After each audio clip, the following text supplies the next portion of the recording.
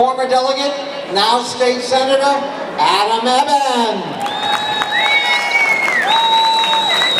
Thanks. Happy St. Patrick's Day.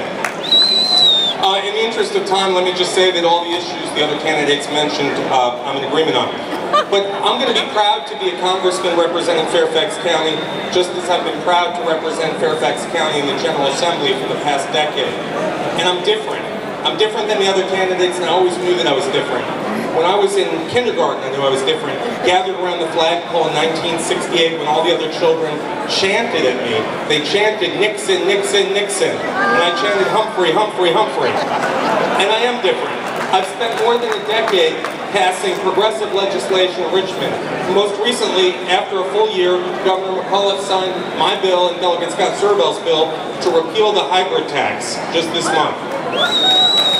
But the legislation that I'm proudest of, though, is expanding Medicaid for immigrant mothers. That's right, I expanded Medicaid in Virginia. And we need to do more of that in the coming weeks. I do want to tell a story, though, that touches my heart. In Richmond, there was a year with more anti-gay legislation, more homophobic rhetoric than even normal.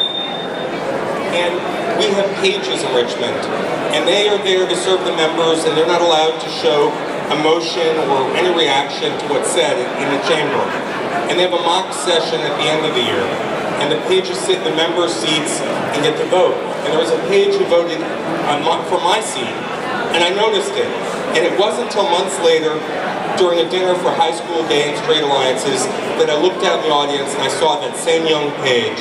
And I thought, I know how tough it is to be young and gay and endure, but when I'm your congressman, I'm not going to be there just for her.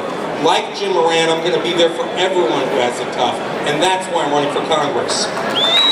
I'm not the loudest, I'm not going to make the loftiest promises.